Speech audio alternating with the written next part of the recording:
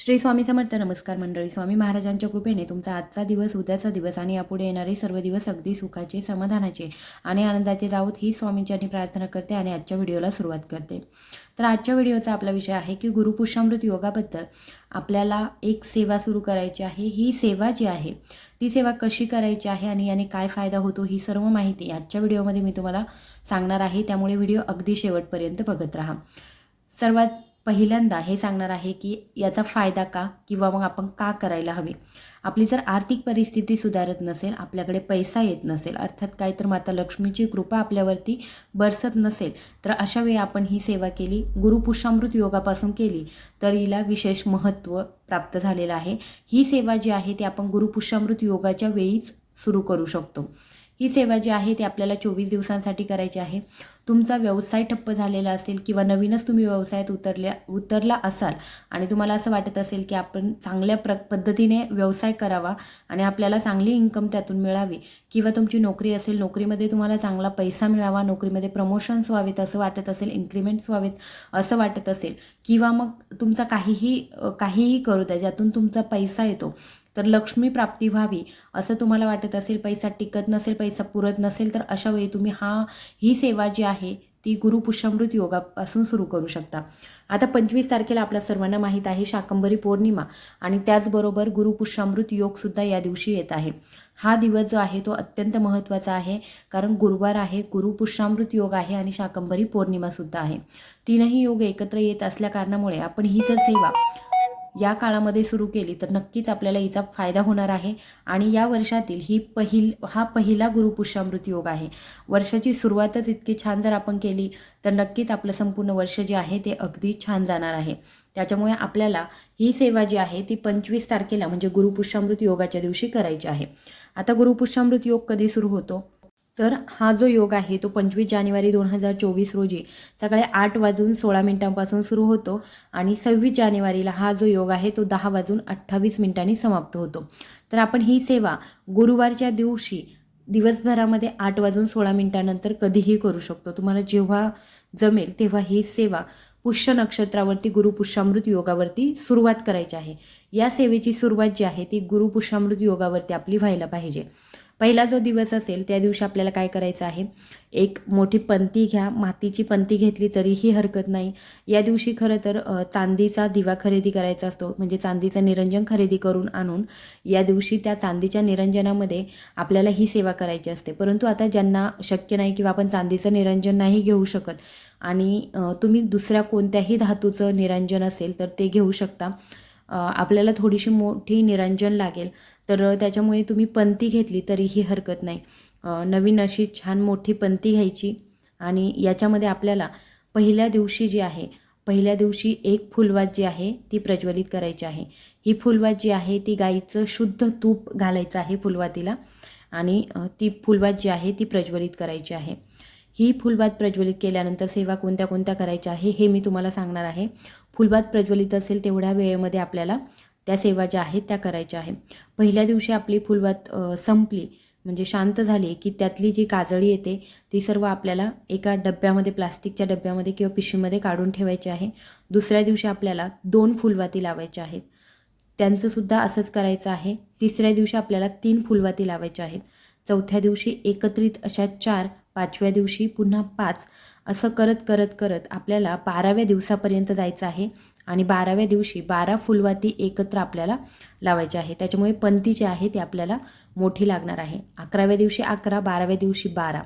12वा दिवस संपला की 13व्या दिवशी आपल्याला पुन्हा 12च फुलवाती लावायच्या आहे आणि उतरत्या क्रमाने यायचं आहे. मग 13व्या दिवशी आपण 12 फुलवाती लावल्या की आपण 14व्या दिवशी 11, 15व्या दिवशी 10, अशा पद्धतीने उतरत्या क्रमाने परत शेवटचा जो दिवस असेल त्या दिवशी 1 फुलवात लावायची आणि आपला 24 दिवसांचा जो कालावधी आहे तो इथे पूर्ण होतो. तर अशा पद्धतीने आपल्याला ही 24 दिवसांची सेवा जी आहे ती करायची आहे. चढता क्रम आणि उतरता क्रम अशा पद्धतीने आपल्याला या फुलवाती ज्या आहेत त्या एकत्रित जाळायच्या आहेत. यांची जी काजळी निघेल ती रोजच्या रोज आपल्याला एका डब्बीमध्ये काढून ठेवा किंवा प्लास्टिकच्या बॅगमध्ये काढून ठेवा. जेव्हा सेवा संपेल, संपूर्ण सेवा संपेल संपूर्ण दिवसांची, तेव्हा ह्या वाती ज्या आहेत किंवा ही जी काजळी आहे ती निर्माल्यामध्ये टाकून द्यायची आहे. आता ही सेवा करत असताना कधी करायची, तुम्ही बघा गुरुपुष्यामृत योगापासून ही सेवा सुरू करायची आहे, रोज करायची आहे. मध्ये मासिक धर्म जर आला तर तेवढे 5 दिवस आपल्याला सोडून द्यायचे आहे. सुतक जर आलं तर ही सेवा थांबवावी लागते. सुतकामध्ये आपण ही सेवा करू शकत नाही.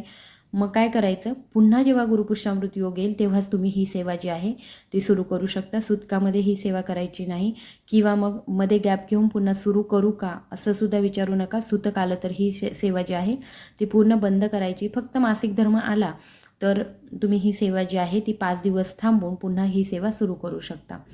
तर अशा पद्धतीने आपल्याला ही सेवा करायची आहे. या सेवेला आता मेन म्हणजे काय कोणते मंत्र म्हणायचे. पहिल्या दिवशी जेव्हा तुम्ही सेवेला सुरुवात करणार आहात तर त्या दिवशी आपल्याला पहिल्या दिवशी 8:16 कारण गुरुपुष्यामृत योग तेव्हा सुरू होतो. तर 8:16 आपण या सेवेला सुरुवात करायची आहे. मग तुम्हाला दिवसभरामध्ये जेव्हा कधी जमेल तेव्हा तुम्ही ही सेवा करू शकता. तर आपल्याला काय करायचं आहे, एक वात जी आहे पहिल्या दिवशी एक वात प्रज्वलित करायची आहे. ही वात प्रज्वलित केल्यानंतर आपल्याला व्यंकटेश स्तोत्र 1 वेळा म्हणायचं आहे. त्याच्यानंतर आपल्याला श्रीसूक्तम 1 वेळा म्हणायचं आहे फलश्रुतीसहित. त्याच्यानंतर आपल्याला 16 वेळा विष्णू गायत्री मंत्र, 16 वेळा लक्ष्मी गायत्री मंत्र, त्याच्यानंतर 99 मंत्र 16 वेळा आणि कुबेर मंत्र 16 वेळा. अशा पद्धतीने आपल्याला ही सेवा करायची आहे आणि स्वामी समर्थ महाराजांचे 1 माळ जप आपल्याला ही सेवा करत असताना करायचं आहे. म्हणजे काय, व्यंकटेश स्तोत्र, श्रीसूक्तम, त्याच्यानंतर 99 मंत्र, विष्णू गायत्री मंत्र, लक्ष्मी गायत्री मंत्र आणि कुबेर मंत्र आणि स्वामी समर्थ महाराजांची 1 माळ जप. मी व्यवस्थितरित्या तुम्हाला डिस्क्रिप्शन बॉक्समध्ये हे सर्व लिहून देणार आहे, तर तुम्ही डिस्क्रिप्शन बॉक्ससुद्धा चेक करू शकता. तर अशा पद्धतीने आपल्याला या सेवा ज्या आहे त्या करायच्या आहे. एक पूर्ण ही जी सेवा आहे ती करायला साधारणतः 15 मिनिट लागतात आणि ही सेवा करेपर्यंत आपली जी वात आहे, आपण जी प्रज्वलित केलेला जो दिवा आहे तो आपला तसा राहिला पाहिजे. म्हणजे संपत येईल पण तो मध्येच संपून जायला नको एवढे आपण तूप जे आहे ते घालायचं आहे आणि ही सेवा जी आहे ती करायची आहे. रोज आपल्याला सेम अशाच पद्धतीने ही सेवा करायची आहे. मांसाहार आपण या सेवेमध्ये करू नका. संकल्पयुक्त सेवा केली तर नक्कीच तिचं फळ आपल्याला मिळतं आणि ही सेवा जी आहे ती अत्यंत प्रभावी आहे. तर तुम्ही ती सेवा जर केली तर तुम्हाला नक्की त्याचं फळ मिळेल. त्याच्यामुळे आपण ही सेवा जी आहे ती मनामध्ये काहीही वाईट विचार न आणता किंवा मनामध्ये भक्ती ठेवून करा. नक्कीच तिचा तुम्हाला फायदा होईल. आणि त्याचबरोबर शेवटच्या दिवशी जेव्हा तुमच्या हे सर्व सेवा पूर्ण होईल 24व्या दिवशी, तर त्या दिवशी या ज्या वाती तुम्ही एकत्र केलेल्या आहेत या सर्व तुम्ही निर्माल्यामध्ये टाकून द्यायच्या आहेत. नक्कीच या सेवेचं फळ महाराजांच्या कृपेने तुम्हाला मिळेल आणि ही सेवा जी आहे ती लक्ष्मी प्राप्तीसाठी अत्यंत प्रभावी सेवा मानली जाते. तर ती सेवा प्रत्येकाने करण्याचा प्रयत्न करा. ज्यांना ज्यांना शक्य असेल त्यांनी नक्की करा. त्याचबरोबर काहींचा जर मासिक धर्म असेल तर आपण ही सेवा करू शकत नाही, परंतु आपल्याला ही सेवा गुरुपुष्यामृत योगावरती सुरू करायची असते. मग तुम्हाला जर सुरू करायची असेल तर तुम्ही दुसऱ्या एखाद्या व्यक्तीकडून 1-2 दिवसांकरता ही सेवा करून घेऊ शकता. त्याच्यानंतर पुन्हा तुम्ही स्वतः कंटिन्यू करू शकता. तर अशा पद्धतीने आपल्याला ही सेवा जी आहे ती करायची आहे. तुम्हाला काही प्रश्न असतील तर कमेंट बॉक्समध्ये नक्की तुम्ही विचारू शकता. आय होप की हा व्हिडिओ तुम्हाला आवडला असेल तर जास्तीत जास्त लोकांपर्यंत शेअर करा. त्याचबरोबर माझा आवाज पहिल्यांदाच ऐकत असाल, चॅनलवर नवीन असाल तर चॅनलला सबस्क्राईब करायला विसरू नका. धन्यवाद.